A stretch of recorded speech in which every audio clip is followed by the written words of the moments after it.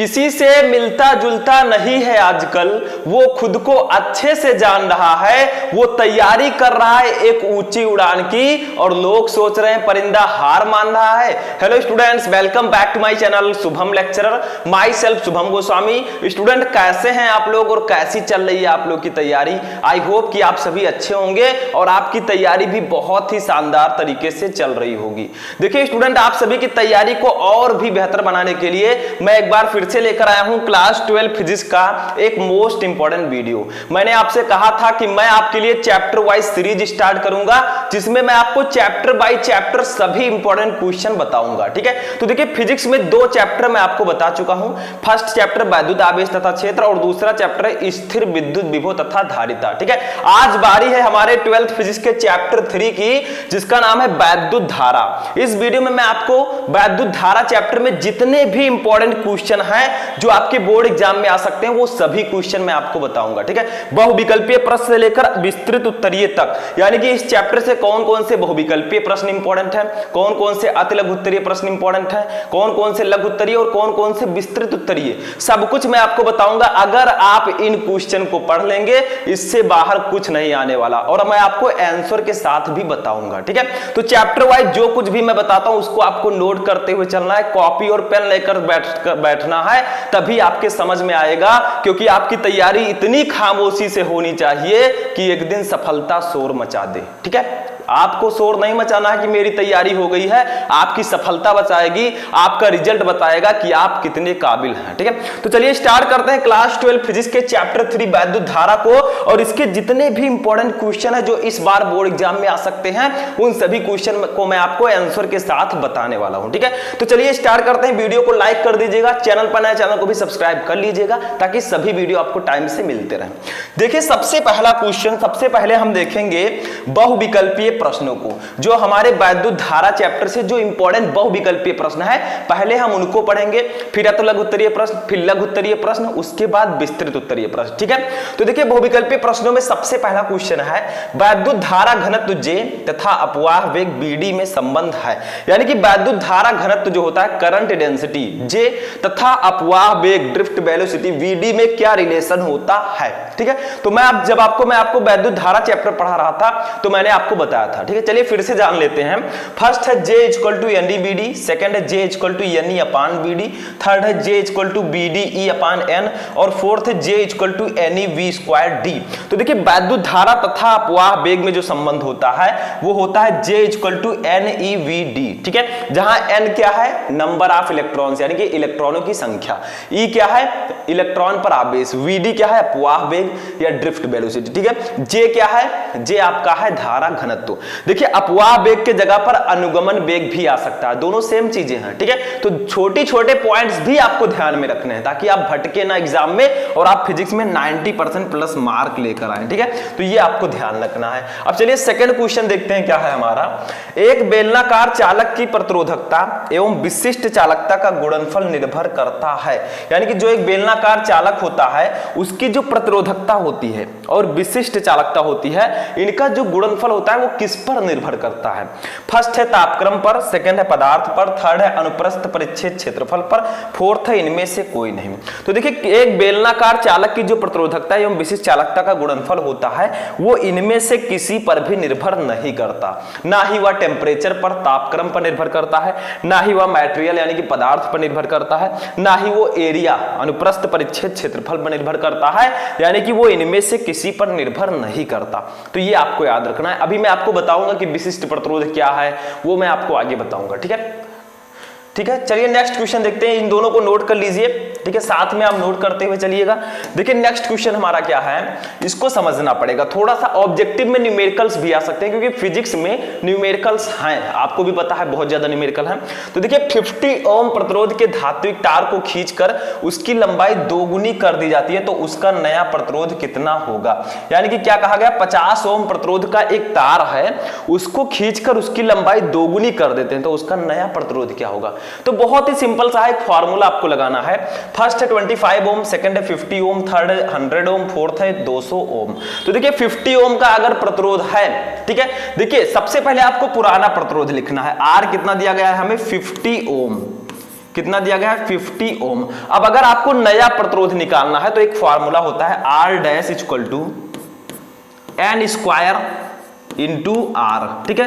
N square का मतलब क्या हुआ, देखिए आर तो हमारा प्रतिरोध हो गया, पुराना प्रतिरोध, ठीक है। अब देखिए हमें कितने गुना हम कर रहे हैं, तार को खींचकर उसकी लंबाई 2 गुना कर रहे हैं, तो एन के स्थान पर आपको 2 रखना है। अगर 3 गुना करते तो 3 रखना होता, ठीक है। तो आर डैश इक्वल टू हमारा हो जाएगा 2 का स्क्वायर हो जाएगा। एन क्या है, जितना गुना आप करेंगे, और आर की वैल्यू है 50। अब बताइए कितना हो जाएगा, 2 का स्क्वायर करेंगे 4 गुणे 50 हो जाएगा, तो कितना आ जाएगा 5 चौक 20, यानी कि 200 ओम आ जाएगा हमारा नया प्रतिरोध, ठीक है। तो इस फॉर्मूले से आप इस प्रकार के न्यूमेरिकल्स को आसानी से सॉल्व कर सकते हैं। नया प्रतिरोध equal to n square into r, ठीक है। आर क्या है, पुराना प्रतिरोध, एन क्या है, जितना गुना आप कर रहे हैं एन के स्थान पर उतना रख देना, ठीक है। तो इसको नोट कर लीजिए, कितना आया आंसर हमारा 200 ओम। तो हमारा राइट आंसर होगा ऑप्शन नंबर 4 200 ओम, ठीक है। तो ये आपका राइट हो जाएगा। तो इस फॉर्मूले से आप ऐसे न्यूमेरिकल्स लगा सकते हैं, ठीक है।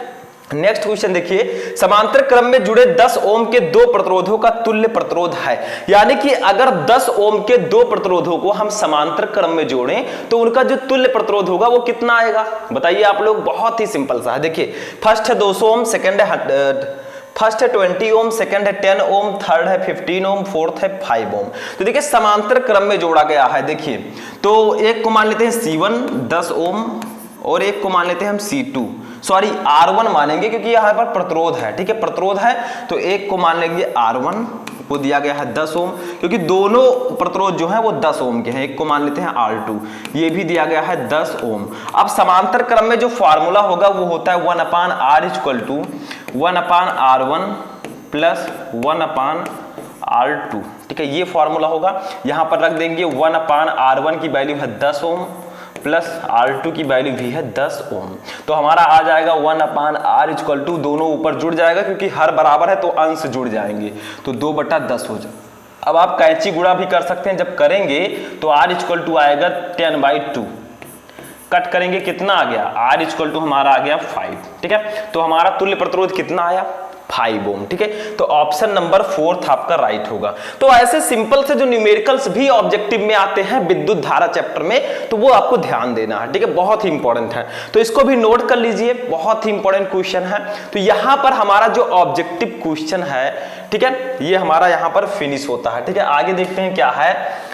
तो स्टूडेंट अब चलिए देखते हैं अपना अति लघुत्तरीय प्रश्न। तो अति लघुत्तरीय प्रश्न में जो सबसे पहला क्वेश्चन है, ठीक है, अति लघुत्तरीय प्रश्न इस चैप्टर के कौन कौन से इंपॉर्टेंट हैं। देखिए शायद आप इन क्वेश्चन को पहले भी पढ़े हों, लेकिन मैं आपको चैप्टर वाइज क्वेश्चन बता रहा हूं, चैप्टर वाइज आपको नोट करना है, फिर से पढ़िए, ठीक है। अच्छे से आपको आना चाहिए कि अगर बोर्ड एग्जाम में आए तो आप आसानी से लिख सकें, क्योंकि कोई भी चीज पढ़े तो उसको डीपली पढ़ें, ठीक है, अच्छे से पढ़ें। तो देखिए हमारा फर्स्ट क्वेश्चन है, यानी कि पूरे क्वेश्चन का 5वां क्वेश्चन, किसी चालक पदार्थ की विशिष्ट चालकता क्या है। विशिष्ट चालकता का अंतरराष्ट्रीय पद्धति में मात्रक दीजिए। यानी कि विशिष्ट चालकता क्या होती है, व्हाट इज स्पेसिफिक कंडक्टेंस, ठीक है। तो देखिए सिंपल सा है, किसी चालक पदार्थ के विशिष्ट प्रतिरोध के व्युत्क्रम को पदार्थ की विशिष्ट चालकता कहते हैं। यानी कि विशिष्ट प्रतिरोध के व्युत्क्रम को विशिष्ट चालकता कहते हैं। बहुत ही सिंपल सा, याद कीजिए, विशिष्ट प्रतिरोध के व्युत्क्रम को विशिष्ट चालकता कहते हैं, सिंपल सा है। अब देखिए इसे सिग्मा से प्रदर्शित करते हैं, विशिष्ट चालकता को हम सिग्मा से प्रदर्शित करते हैं। तो सिग्मा इक्वल टू फॉर्मूला क्या हो जाएगा, सिग्मा इक्वल टू हो जाएगा 1/ρ, 1/ρ। रो क्या है, रो है विशिष्ट प्रतिरोध, ठीक है। तो विशिष्ट प्रतिरोध के व्युत्क्रम को हम विशिष्ट चालकता कहते हैं, ठीक है। तो ये आपका हो गया। तो चलिए लिखते हैं यहां पर, तो विशिष्ट प्रतिरोध के व्युत्क्रम को विशिष्ट चालकता कहते हैं। तो रो क्या है, रो है आपका विशिष्ट प्रतिरोध, ठीक है, विशिष्ट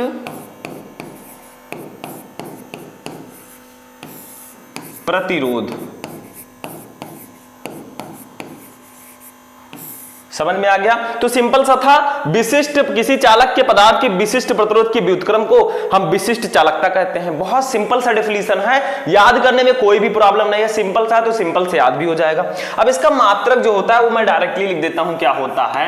देखिए अंतरराष्ट्रीय पद्धति में पूछा जा रहा है, तो इसका मात्रक हो जाएगा मोहोमीटर इनवर्स, मोहोमीटर इनवर्स, मीटर इनवर्स, ठीक है। ये आपको याद रखना है, मोहोमीटर इनवर्स होता है विशिष्ट चालकता का मात्रक, ठीक है। नोट कर लीजिए, बहुत ही इंपॉर्टेंट क्वेश्चन है। तो किसी पदार्थ के विशिष्ट प्रतिरोध के व्युत्क्रम को हम विशिष्ट चालकता कहते हैं, इसे सिग्मा से प्रदर्शित करते हैं। फॉर्मूला होगा सिग्मा इक्वल टू 1/ρ, जहां ρ है विशिष्ट प्रतिरोध, ठीक है। मात्रक क्या हो जाएगा, मोहो मीटर इनवर्स, ठीक है। समझ में आ गया, कोई प्रॉब्लम, नो प्रॉब्लम, ठीक है। तो इसको नोट कर लीजिए। चलिए नेक्स्ट क्वेश्चन देखते हैं क्या है। नेक्स्ट क्वेश्चन, ठीक है। नेक्स्ट क्वेश्चन हमारा है तांबे के एक तार, देखिए एक न्यूमेरिकल है और बहुत ज्यादा अच्छा न्यूमेरिकल है, थोड़ा अति लघुत्तरीय प्रश्नों में आने वाला है। देखिए न्यूमेरिकल्स कई प्रकार के होते हैं, कुछ लघुत्तरीय प्रश्नों में आते हैं, कुछ अति लघुत्तरीय प्रश्नों में आते हैं, ठीक है। तो मैं अति लघुत्तरीय प्रश्न बता रहा हूं, तो छोटे न्यूमेरिकल्स होंगे, तो वो देखिए। तांबे के एक तार जिसकी अनुप्रस्थ काट 2 × 10⁻⁻6 मीटर स्क्वायर है, यानी कि क्षेत्रफल दिया गया, ठीक है। इसमें 3.2 एम्पियर धारा प्रवाहित हो रही है, तो तार में प्रवाहित धारा घनत्व ज्ञात कीजिए। तो बहुत ही सिंपल सा है, धारा घनत्व का हम फार्मूला लगाएंगे, हमारा न्यूमेरिकल चुटकियों में सॉल्व हो जाएगा, ठीक है। देखिए सबसे पहले क्या दिया गया उसको लिखिए। न्यूमेरिकल सॉल्व करना है तो पहले न्यूमेरिकल को पढ़ेंगे, उसके बाद जो वैल्यू दी गई है उसको लिखेंगे, फिर हम फार्मूला अप्लाई करेंगे, हमारा न्यूमेरिकल लग जाएगा, ठीक है। तो देखिए अनुप्रस्थ काट हमें दिया गया, यानी कि एरिया ए दिया गया है हमें कितना, 2 × 10⁻⁻6, 2 × 10⁻⁻6 मीटर स्क्वायर, ठीक है। उसके बाद क्या दिया गया है, इसमें धारा बह रही है आई, ठीक है। आई है 3.2 एम्पियर, 3.2 एम्पियर, ठीक है। हमें निकालना क्या है, धारा घनत्व, तो हमें निकालना है जे, धारा घनत्व को हम जे से डिनोट करते हैं, ये हमें निकालना। तो जो दिया गया उसको लिख लेंगे तो फार्मूला लगाने में बहुत आसानी होगी, ठीक है। फार्मूला चलिए लगाते हैं धारा घनत्व का। तो धारा घनत्व इक्वल टू होता है, धारा घनत्व, इसको हम इंग्लिश में बोले तो करंट डेंसिटी, ठीक है। तो धारा घनत्व जे इक्वल टू होता है I/A, I/A, ठीक है। ये फॉर्मूला होता है धारा घनत्व का, ठीक है। बस इसी पर रख देंगे हम, कुछ भी नहीं है, इसी पर वैल्यू रख देते हैं। चलिए मैं साइड में रख देता हूं, ठीक है, इधर में रखता हूं। अब देखिए J इक्वल टू हमारा हो जाएगा, I की वैल्यू हमें दी गई है, देखिए 3.2 एम्पियर, ठीक है। तो I की वैल्यू हो गई 3.2 एम्पियर। अब देखिए क्या है, A की वैल्यू भी हमें दी गई है 2 × 10⁻⁻6, ठीक है, ये हो गया। अब क्या करेंगे, देखिए I और ये की वैल्यू मैंने लिख दी, अब J हमारा निकल आएगा, इसको कट कर देंगे, कट करेंगे तो हमारा हो जाएगा 1.6, देखिए 16 दूना 32, ठीक है। तो ये हो जाएगा 1.6, तो J इक्वल टू हो जाएगा 1.6। अब यहां पर थोड़ा ध्यान दीजिए, नीचे है 10⁻⁻6, इसको ऊपर ले जाएंगे तो 10⁻+6 हो जाएगा, 10⁻6। अब धारा घनत्व का मात्रक क्या होगा बताइए, J equal to I/A, I है धारा, धारा का मात्रक क्या होता है, एम्पियर, ठीक है। एम्पियर प्रति, A क्या है, क्षेत्रफल, क्षेत्रफल का मात्रक मीटर स्क्वायर, तो एम्पियर प्रति मीटर स्क्वायर। देखिए जब आप आंसर न्यूमेरिकल लगाएं, जब आपका आंसर आए तो उसका मात्रक भी लिखें, ठीक है, नहीं तो नंबर आपका कट सकता है, एम्पियर प्रति मीटर स्क्वायर, ठीक है। और यही हमारा आंसर हो जाएगा, यही हमारा धारा घनत्व हो जाएगा, ठीक है। बस कुछ है, कुछ भी नहीं है न्यूमेरिकल में, एक छोटा सा न्यूमेरिकल था और अलग भी गया, ठीक है। तो ये आपका हो जाएगा एक बहुत ही अच्छा न्यूमेरिकल है, इसको आप सॉल्व करेंगे एक ही बार में आपको समझ में आ जाएगा, ठीक है। अभी बहुत सारे न्यूमेरिकल हम पढ़ेंगे थोड़ा अपर लेवल के भी, तो टेंशन नहीं लेने का, ठीक है। तो इसको आप लोग नोट कर लीजिए, नोट हो गया स्टूडेंट। चलिए नेक्स्ट क्वेश्चन देखते हैं। क्वेश्चन नंबर 7 क्या है, देखिए बहुत ही इंपॉर्टेंट क्वेश्चन है और ये एक 1 लाइनर क्वेश्चन है कि सिंपल सा, ठीक है। देखिए क्या है, इलेक्ट्रॉनों के श्रांतिकाल पर तापक्रम के प्रभाव की व्याख्या कीजिए, यानी कि जो इलेक्ट्रॉनों का श्रांतिकाल होता है उस पर टेम्परेचर का क्या प्रभाव पड़ता है, ठीक है। तो लिखेंगे ताप बढ़ने पर, ठीक है, ताप बढ़ने पर श्रांतिकाल जो होता है, श्रांतिकाल, ठीक है, श्रांतिकाल कम हो जाता है, ठीक है। ताप बढ़ने पर श्रांतिकाल जो है वो कम हो जाता है, यानी कि जैसे जैसे आप टेम्परेचर को बढ़ाएंगे श्रांतिकाल कम होगा, आप टेम्परेचर को घटाएंगे श्रांतिकाल बढ़ेगा, ठीक है। तो ताप बढ़ने पर श्रांतिकाल कम हो जाता है, यानी कि जो टेम्परेचर है वो श्रांतिकाल के व्युत्क्रमानुपाती होता है, ठीक है, इनवर्सली प्रोपोर्शनल होता है। तो ये आपका हो जाएगा आंसर। नेक्स्ट क्वेश्चन देखिए, क्वेश्चन नंबर 8 क्या है, विशिष्ट प्रतिरोध का मात्रक एवं विमा लिखिए। देखिए क्वेश्चन नंबर 8 है विशिष्ट प्रतिरोध का मात्रक एवं विमा लिखिए। तो चलिए मैं यहीं पर आपको समझा देता हूं, ठीक है, कि विशिष्ट प्रतिरोध क्या होता है। मैंने आपको बताया था विशिष्ट प्रतिरोध का फॉर्मूला, ये ऊपर मैं बता रहा हूं, ठीक है। दूसरा क्वेश्चन है 8वां क्वेश्चन। तो देखिए विशिष्ट प्रतिरोध का जो फॉर्मूला होता है यहीं पर मैं लिख देता हूं। विशिष्ट प्रतिरोध को हम रो से डिनोट करते हैं, रो इक्वल टू आपका होता है RA/L, R इंटू ए अपान एल। ठीक है, ये फॉर्मूला होता है विशिष्ट प्रतिरोध का। अब देखिए इसी से हम मात्रक भी निकाल सकते हैं और विमा भी निकाल सकते हैं। कैसे निकालेंगे, तो चलिए पहले मात्रक निकालते हैं। ठीक है, मात्रक मैं यहीं पर लिख देता हूं मात्रक। अब देखिए मात्रक क्या हो जाएगा समझिए, आर क्या है, प्रतिरोध है, प्रतिरोध का मात्रक हो जाएगा ओम। यहां पर देखिए प्रतिरोध का मात्रक हो गया ओम। अब देखिए यहां पर क्या है, एल ए क्या है, ये क्षेत्रफल है, क्षेत्रफल का मात्रक हो जाएगा metre square, metre square upon देखिए ये एल क्या है, ये लंबाई है, इसका मात्रक हो जाएगा मीटर। तो देखिए 1 मीटर से 1 मीटर कैंसिल हो जाएगा, तो बचा क्या, ओम मीटर बचा हमारा।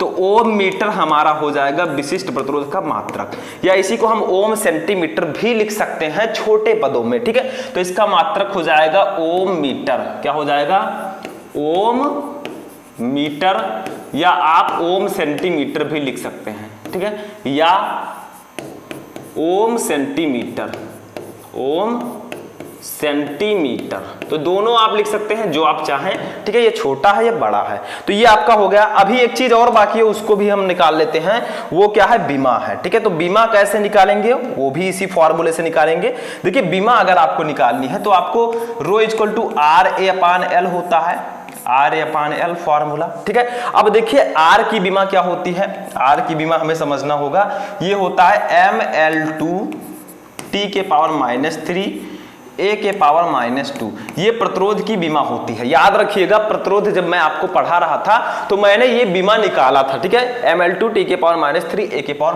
-2, ये आपका हो गया आर की बीमा।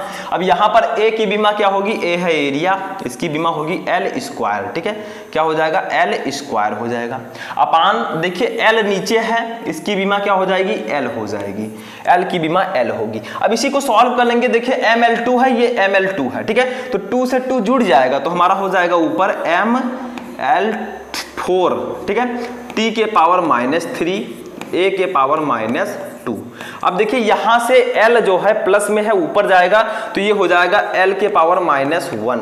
ठीक है, सभी को पता है अगर नीचे प्लस में है तो ऊपर माइनस में हो जाएगा, तो ये हमारा हो जाएगा ml, देखिए ml4 है, ये -1 है, तो 4 में से 1 जाएगा, तो ml3 t के पावर -3 a के पावर -2, और यही हमारा हो जाएगा किसकी बीमा, रो की बीमा, रो की बीमा। ठीक है, यानी कि विशिष्ट प्रतिरोध की बीमा। तो देखिए थोड़ा मैं इधर उधर मैंने लिख दिया है, आप समझ जाइएगा। तो रो विशिष्ट प्रतिरोध का जो फॉर्मूला हो जाएगा rho equal to R A upon L, मात्रक होगा ओम मीटर, बीमा होगी ml3 t के पावर -3 a के पावर -2। समझ में आ गया, कोई प्रॉब्लम नहीं होनी चाहिए, थोड़ा मैंने जगह कम होने के कारण ऊपर लिख दिया है। ठीक है, चलिए नेक्स्ट क्वेश्चन देखते हैं, नोट कर लीजिए इसको। चलिए स्टूडेंट अपना नेक्स्ट क्वेश्चन देखते हैं। 9 नंबर क्वेश्चन क्या है, देखिए एक न्यूमेरिकल है और ये भी बहुत ही इंपॉर्टेंट न्यूमेरिकल है। देखिए क्या है, 1000 वाट 250 वोल्ट के हीटर के तार का प्रतिरोध ज्ञात कीजिए। यानी कि 1000 वाट और 250 वोल्ट का एक हीटर है, उसके तार का प्रतिरोध निकालना है। तो हमें सबसे पहले दिया गया वाट, किसका मात्रक होता है, पावर सामर्थ्य का, शक्ति का मात्रक होता है वाट। ठीक है, तो ये हो जाएगा 1000 वाट। विभवांतर कितना दिया गया है, 250 वोल्ट दिया गया है, तो इसको लिख देंगे। आर हमें निकालना है, तो यहां से एक फार्मूला होता है वही हमें लगाना है और क्वेश्चन सॉल्व हो जाएगा। ठीक है, फार्मूला क्या होता है यहां पर लगा देता हूं मैं। देखिए आर इक्वल टू होता है वी स्क्वायर अपान पी। ठीक है, ये हमारा फॉर्मूला होता है। अब इसी पर हम वैल्यू को रख देंगे साइड में और हमारा न्यूमेरिकल ये लग जाएगा। ठीक है, यहां से हम आर निकाल लेंगे, r equal to v square है, तो वी है 250, तो 250 का स्क्वायर है, तो 250 गुणे 250 हम लिख सकते हैं 2 बार। ठीक है, मैंने डायरेक्टली कर दिया। अपान पी की वैल्यू है 1000, तो 1000 हो गया ये आपका, 0 से 0 कैंसिल, इस 0 से ये 0 कैंसिल, बचा क्या हमारा आर इक्वल टू 25 का 25 से गुणा होगा तो हो जाएगा 625 अपान 10 हो जाएगा। ठीक है, जब आप 625 को 10 से भाग देंगे तो ये आएगा 62.5। देखिए ये दशमलव यहां पर आ जाएगा। ठीक है, ओम, और यही आपका आंसर हो जाएगा। ठीक है, इसमें कुछ भी नहीं है, बस आपको सॉल्व कर लेना है, फार्मूला पता है, फिजिक्स आपका न्यूमेरिकल लग जाएगा। ठीक है, तो ये आप नोट कर लीजिए, सिंपल सा है। ठीक है, अब देखिए नेक्स्ट क्वेश्चन हमारा था क्वेश्चन नंबर 10। ऐसे दो पदार्थों के नाम लिखिए जिनकी प्रतिरोधकता ताप बढ़ाने पर घटती है। यानी कि ऐसे भी कुछ पदार्थ हैं जिनकी प्रतिरोधकता ताप बढ़ाने पर घटती है, तो उनमें से 2 पदार्थों के आपको नाम लिखने हैं। तो देखिए वो जो पदार्थ होंगे वो अर्धचालक होंगे, सेमीकंडक्टर। इनकी प्रतिरोधकता ताप बढ़ाने पर जो है घटती है। ठीक है, अर्धचालक वो अर्धचालक कौन कौन से होंगे? जर्मेनियम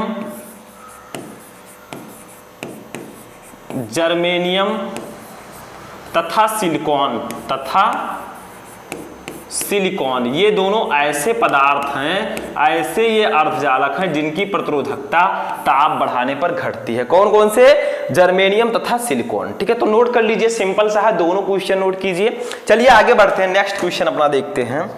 देखिए नेक्स्ट क्वेश्चन हमारा क्या है, ये एक आपका थ्योरी टाइप का आता है, बहुत ही इंपॉर्टेंट। ये जो क्वेश्चन है ये वेरी वेरी इंपॉर्टेंट है। कितना इंपॉर्टेंट है मैं बता नहीं सकता। ठीक है, क्यों इंपॉर्टेंट है? क्योंकि देखिए सेल के आंतरिक प्रतिरोध से आप क्या समझते हैं, what is the internal resistance of a cell. ठीक है, यानी कि सेल का आंतरिक प्रतिरोध क्या होता है। तो सिंपल सा डेफिनेशन आपको याद करना होगा। ठीक है, देखिए जब किसी सेल की प्लेटों को तार द्वारा जोड़ देते हैं, यानी कि सेल की जो प्लेटें होती हैं जब उसको हम तार द्वारा जोड़ देते हैं तो तार में वैद्युत धारा जो है वो सेल को धन प्लेट से ऋण प्लेट की ओर, यानी कि तार में जो विद्युत धारा होगी वो धन प्लेट से ऋण प्लेट की ओर बहेगी, और जो सेल के भीतर उसके घोल में जो विद्युत धारा होगी वो ऋण प्लेट से धन प्लेट की ओर बहती है।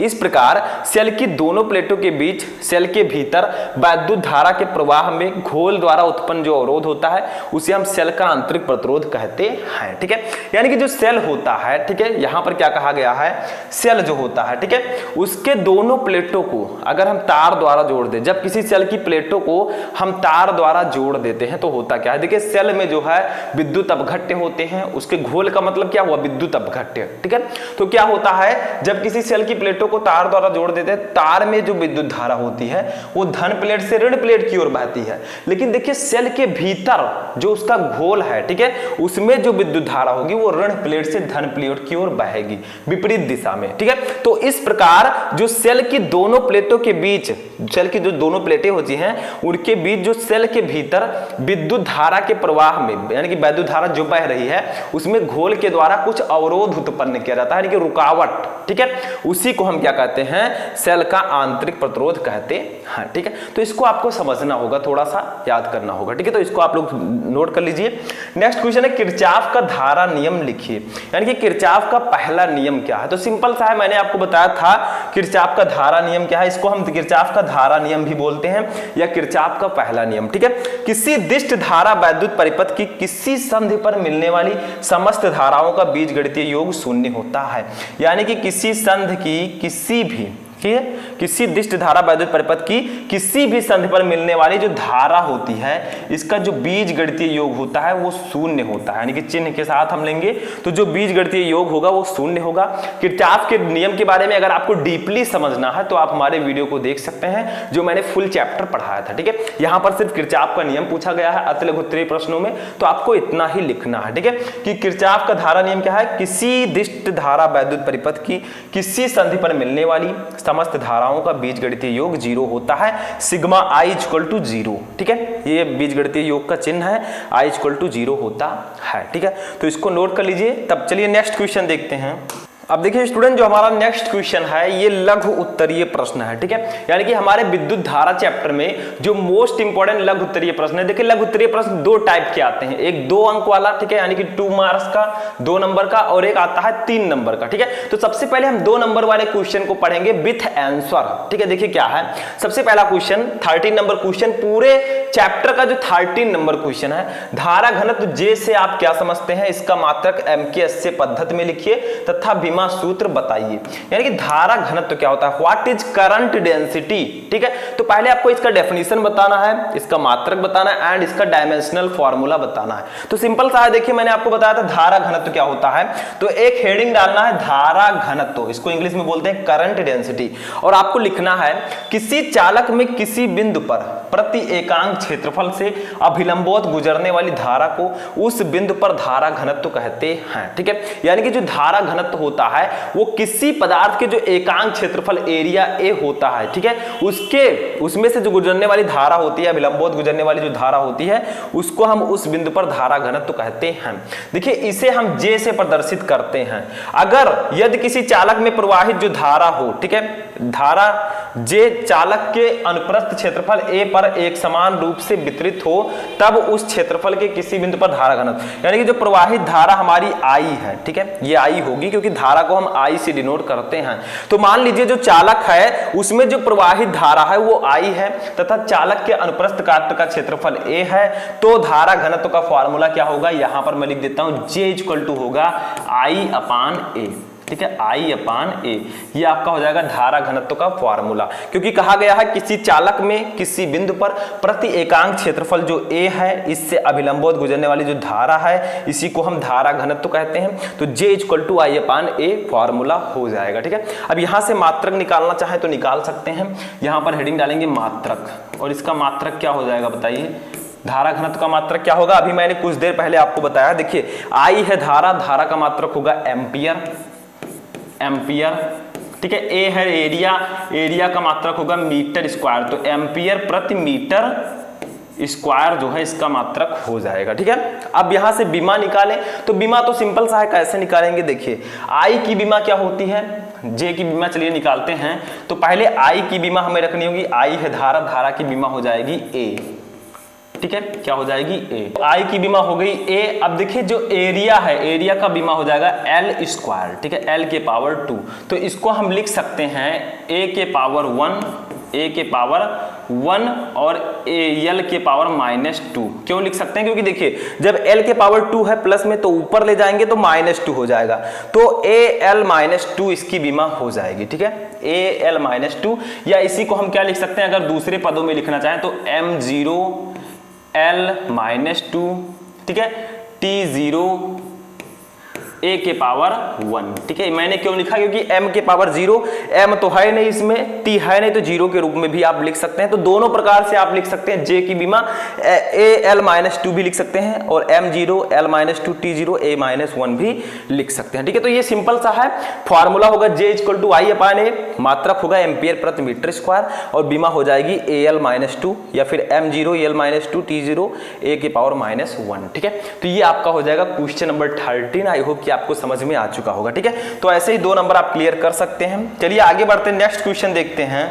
अब देखिए स्टूडेंट, जो हमारा नेक्स्ट क्वेश्चन है लघु उत्तरीय प्रश्नों में, ठीक है, ये बहुत ज्यादा इंपॉर्टेंट क्वेश्चन है, मोस्ट इंपॉर्टेंट क्वेश्चन, और ये मैं आपको सिद्ध भी करवा चुका हूं और इस बार भी आपको देखना है, बहुत ज्यादा इंपॉर्टेंट है, ठीक है। क्वेश्चन क्या है देखिए, सिद्ध कीजिए कि J vector equal to sigma E vector है, जहां ई चालक का वैद्युत क्षेत्र, जे धारा घनत्व तथा सिग्मा विशिष्ट चालकता है।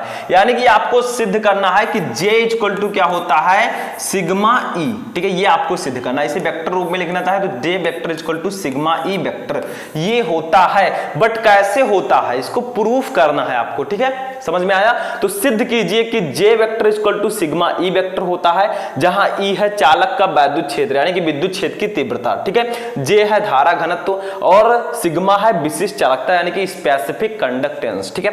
तो सिंपल सा है, मैंने अभी आपको बताया था कि विशिष्ट चालकता का फॉर्मूला क्या होता है, विशिष्ट चालकता, ठीक है, विशिष्ट चालकता, इसको हम लोग डिनोट करते हैं सिग्मा से। स्पेसिफिक कंडक्टेंस मैंने अभी आपको बताया था, सिग्मा इक्वल टू होता है 1/ρ, ठीक है, ये होता है, सभी को पता है। विशिष्ट चालकता सिग्मा इक्वल टू 1/ρ, क्योंकि मैंने आपको बताया था विशिष्ट प्रतिरोध के व्युत्क्रम को विशिष्ट चालकता कहते हैं। यहां पर ρ क्या है, विशिष्ट प्रतिरोध है, ठीक है। अब देखिए एक और फॉर्मूला होता है ρ का, ठीक है, विशिष्ट, चूंकि लिखेंगे चूंकि विशिष्ट प्रतिरोध, विशिष्ट प्रतिरोध रो इक्वल टू होता है, रो इक्वल टू E/J भी होता है, जहां E क्या है, चालक के भीतर किसी बिंदु पर वैद्युत क्षेत्र की तीव्रता। आप लोग लिख लीजिएगा, E क्या है यहां पर, चालक के भीतर किसी बिंदु पर वैद्युत क्षेत्र की तीव्रता। J क्या है, ये आपका है धारा घनत्व, ठीक है। तो अब हम क्या करेंगे, इस रो के स्थान पर इसको रख देंगे, ठीक है, E/J रख देंगे। देखिए रो इक्वल टू E/J है, तो रो के स्थान पर हम इसको रख सकते हैं, तो इसलिए अब हम रख सकते हैं, क्या रख सकते हैं, उसी को रखेंगे, ठीक है। हमारा हो जाएगा सिग्मा इक्वल टू 1/, ये रो के स्थान पर रख देंगे E/J, E/J, ठीक है। तो अब इसको सॉल्व करेंगे तो हमारा सिग्मा इक्वल टू क्या आ जाएगा, देखिए ये 1 के नीचे 1 रहेगा, J सबसे ऊपर J से गुणा होगा, तो ये हो जाएगा J/E, J अपान E, ठीक है, इतना आ गया। अब इसी को हम सॉल्व कर लेते हैं क्योंकि हमें सिद्ध करना था कि J equal to sigma E होता है, ठीक है। तो यहां पर अब देखिए क्या करेंगे, इसके नीचे हम 1 मान सकते हैं। अब देखिए इसको मल्टीप्लाई कर देंगे, कैची गुणा, E का इससे गुणा होगा, ठीक है। तो ये हमारा हो जाएगा J equal to sigma into E, और यही हमें सिद्ध करना था, J equal to sigma into E, ठीक है। तो ये हमने सिद्ध कर दिया। तो सबसे पहले विशिष्ट चालकता का आपको फॉर्मूला याद रखना है, सिग्मा इक्वल टू 1 अपान रो। अब विशिष्ट प्रतिरोध, यहां पर रो क्या है, विशिष्ट प्रतिरोध, तो विशिष्ट प्रतिरोध का एक और फॉर्मूला होता है रो इक्वल टू ई अपान जे, ठीक है। तो रो के स्थान पर ई अपान जे हमने रख दिया, हमारा आंसर ये आ गया, ठीक है। अगर इसको हम वेक्टर रूप में लिखना चाहें तो इधर मैं लिख देता हूं वेक्टर रूप में, ठीक है। तो वेक्टर रूप में लिखेंगे तो क्या होगा, J हो जाएगा J वेक्टर, ठीक है, equal to sigma into e vector, ये आपका हो जाएगा। तो वेक्टर रूप में भी आप लिख सकते हैं। तो ये आपका प्रूफ हो चुका है, ठीक है। तो इसको भी नोट कर लीजिए, बहुत ही इंपॉर्टेंट है, बहुत ही सिंपल सा भी है, ठीक है। तो नोट कर लीजिए। तब चलिए नेक्स्ट क्वेश्चन देखते हैं, चलिए नेक्स्ट क्वेश्चन देखते हैं क्या है। अब देखिए स्टूडेंट, जो हमारा नेक्स्ट क्वेश्चन है ये भी बहुत ज्यादा इंपॉर्टेंट क्वेश्चन है और ये हमेशा आता है, कई तरह से पूछा जाता है। जैसे देखिए, सेल के विद्युत वाहक बल से क्या तात्पर्य है, किसी वोल्ट मीटर से सेल का विद्युत वाहक बल सही सही क्यों नहीं नापा जा सकता, यानी कि सेल का विद्युत वाहक बल क्या होता है, सेल के विद्युत वाहक बल से क्या तात्पर्य है, व्हाट इज इलेक्ट्रोमोटिव फोर्स, ठीक है, विद्युत वाहक बल। या इस प्रकार से भी क्वेश्चन आता है, किसी सेल के विद्युत वाहक बल से क्या तात्पर्य है। इस प्रकार से बहुत ज्यादा क्वेश्चन आया है और इस बार भी आ सकता है। तो विद्युत वाहक बल क्या होता है, इसको समझ लीजिए, बहुत इंपॉर्टेंट है। देखिए क्या है विद्युत वाहक बल, एकांक आवेश को पूरे परिपथ में सेल सहित प्रवाहित करने में जो सेल द्वारा दी गई ऊर्जा है उसी को सेल का विद्युत वाहक बल कहते हैं। यानी कि एकांक आवेश को सेल में, ठीक है, एकांक आवेश को पूरे परिपथ में सेल सहित, ठीक है, प्रवाहित करने में, एकांक आवेश को पूरे परिपथ में प्रवाहित करने में जो सेल द्वारा ऊर्जा दी जाती है, ठीक है, उसी को हम बोलते हैं सेल का विद्युत वाहक बल। तो मान लीजिए यदि किसी परिपथ में Q आवेश प्रवाहित करने पर सेल को W कार्य करना पड़े तो सेल का विद्युत वाहक बल क्या होगा। यानी कि मान लीजिए कि आवेश जो है वो Q है, ठीक है। अब Q आवेश को सेल में प्रवाहित करने पर सेल द्वारा जो दी गई ऊर्जा है, यानी कि सेल द्वारा जो किया गया कार्य है वो W हो, तो विद्युत वाहक बल क्या होगा। विद्युत वाहक बल को हम E से प्रदर्शित करते हैं, E इक्वल टू हो जाएगा W अपान Q, ठीक है, ये हो जाएगा विद्युत वाहक बल का formula. E equal to W upon Q हो जाएगा, ठीक है।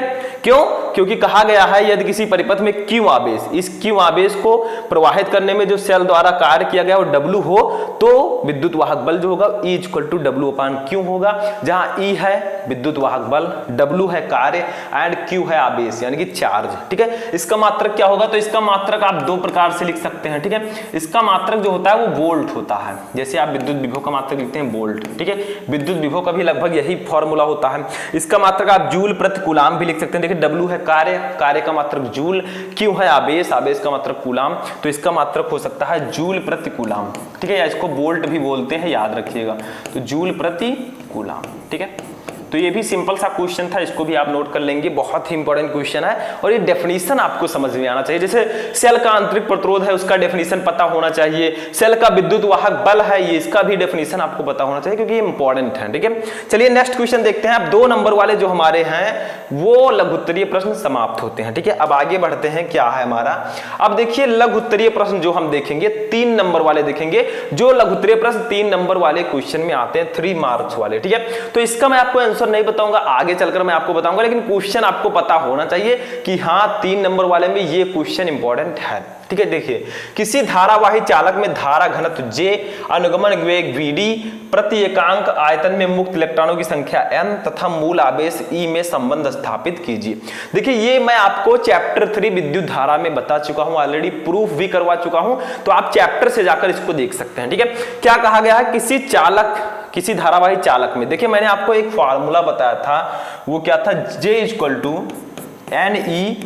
NeVd, यही आपको प्रूफ करना है। देखिए क्या क्या कहा गया है, किसी धारावाही चालक में धारा घनत्व J, अनुगमन वेग Vd, प्रति एकांक आयतन में मुक्त इलेक्ट्रॉनों की संख्या n तथा मूल आवेश E, इन सभी में संबंध स्थापित कीजिए। तो J इक्वल टू NeVd होता है, ठीक है। ये आपको याद रखना है। इसको कैसे प्रूफ करेंगे ये मैं आपको ऑलरेडी बता चुका हूं, चैप्टर्स में जाकर आप देख सकते हैं, ठीक है। नेक्स्ट क्वेश्चन देखते हैं क्या है। नेक्स्ट क्वेश्चन देखिए 17 नंबर इस चैप्टर से, क्योंकि इस चैप्टर से ज्यादा लघु उत्तरीय प्रश्न आते हैं, क्योंकि बहुत ही इंपॉर्टेंट चैप्टर है और इसी चैप्टर से विस्तृत उत्तरीय प्रश्न भी पूछे जाते हैं। कुछ चैप्टर हैं जिससे विस्तृत उत्तरीय प्रश्न कम आते हैं, जैसे आपका हो गया सेकंड चैप्टर स्थिर वैद्युत विभव तथा धारिता, गतिमान आवेश से पूछे जाते हैं, चुंबकत्व एवं द्रव्य से कम पूछे जाते हैं। ऐसे इस चैप्टर से ज्यादा क्वेश्चन आते हैं। देखिए विशिष्ट प्रतिरोध की परिभाषा दीजिए तथा मात्रक बताइए। विशिष्ट प्रतिरोध तथा विशिष्ट चालकता, वैद्युत चालकता में क्या संबंध है, यानी कि विशिष्ट प्रतिरोध की परिभाषा आपको बतानी है। ठीक है, तो मैंने आपको बताया था अभी सिग्मा इक्वल टू विशिष्ट प्रतिरोध, ठीक है, इसकी परिभाषा बतानी है तो रो इक्वल टू होगा RA/L, ये फॉर्मूला मैंने आपको बताया था। अब ऐसे ही आपको निकाल लेना है, इसको मैं ऑलरेडी आपको बता चुका हूं। तो विशिष्ट प्रतिरोध की परिभाषा दीजिए, मात्रक बताइए तथा विशिष्ट प्रतिरोध तथा वैद्युत चालकता में क्या संबंध होता है। ये बहुत ही इंपॉर्टेंट क्वेश्चन है लघु उत्तरीय प्रश्नों में, नोट कर लीजिए। चलिए नेक्स्ट क्वेश्चन देखते हैं क्या है। क्वेश्चन नंबर अब जो नेक्स्ट होगा वो हमारा होगा विस्तृत उत्तरीय प्रश्नों का, ठीक है, यानी कि इस चैप्टर से कौन कौन से लॉन्ग क्वेश्चन जो विस्तृत उत्तरीय प्रश्न है वो इंपॉर्टेंट हैं। ये 5 नंबर वाले क्वेश्चन होते हैं जो 5 मार्क्स के आपके बोर्ड एग्जाम में आते हैं। ठीक है, तो देखिए क्या है, मुक्त इलेक्ट्रॉनों के अनुगमन वेग, देखिए रोग लिख दिया गया है बट आपको वेग कर देना है। ठीक है, अनुगमन रोग नहीं होता। तो मुक्त इलेक्ट्रॉनों के अनुगमन वेग से आप क्या समझते हैं, what is the drift velocity of free charges. ठीक है, तो वीडी क्या होता है ये आपको बताना है। अब इलेक्ट्रॉन अनुगमन वेग के सिद्धांत के आधार पर ओम के नियम की व्याख्या कीजिए, यानी कि अनुगमन वेग के आधार पर आपको ओम के नियम की व्याख्या करनी है, V = IR, ओम का नियम। ठीक है, तो ये मैं आपको ऑलरेडी करवा चुका हूं। ठीक है, अपवाह वेग के आधार पर ओम के नियम की व्युत्पत्ति, तो इसको भी आप जाकर चेक कर सकते हैं उस चैप्टर में। ठीक है, जो मैंने फुल चैप्टर आपको पढ़ाया है, तो जाकर चेक कीजिए विद्युत धारा फुल चैप्टर, शुभम लेक्चरर, आपको वीडियो मिल जाएगा। ठीक है, तो ये आपका हो जाएगा इंपॉर्टेंट क्वेश्चन विस्तृत उत्तरीय प्रश्न में। अभी दूसरा क्वेश्चन इसमें क्या है देखिए 19 नंबर। ठीक है, ये विस्तृत उत्तरीय प्रश्नों में बहुत ज्यादा इंपॉर्टेंट है, सभी को पता है, क्योंकि किरचॉफ का नियम आपके इस चैप्टर में बहुत ज्यादा इंपॉर्टेंट है। देखिए वैद्युत परिपथ के लिए किरचॉफ के नियमों का उल्लेख कीजिए और उनको परिपथ बनाकर समझाइए, यानी कि किरचॉफ का नियम क्या है। ठीक है, 2 नियम उन्होंने दिए थे, किरचॉफ का पहला नियम धारा नियम, किरचॉफ का दूसरा नियम वोल्टता का नियम।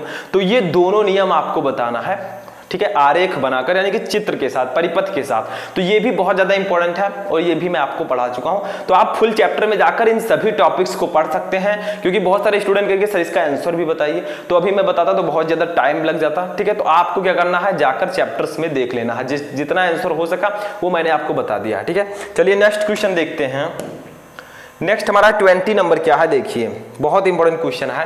विद्युत परिपथ के लिए किरचॉफ के नियमों का उल्लेख कीजिए, तो हो गया। ठीक है, तथा उनकी सहायता से किसी व्हीटस्टोन सेतु के संतुलित होने पर सूत्र, जो व्हीटस्टोन सेतु का सूत्र होता है P/Q = R/S। ठीक है, इस सूत्र को भी उत्पादित आपको करना है। ठीक है, जहां संकेतों का सामान्य अर्थ भी बताना है। तो देखिए आपको यहां पर व्हीटस्टोन सेतु के बारे में कहा जा रहा है, तो व्हीटस्टोन सेतु के बारे में, व्हीटस्टोन ब्रिज जो है उसको आपको अच्छे से पढ़ लेना है, वो भी मैं आपको पढ़ा चुका हूं। ठीक है, तो ये आपका बहुत इंपॉर्टेंट है विस्तृत उत्तरीय में।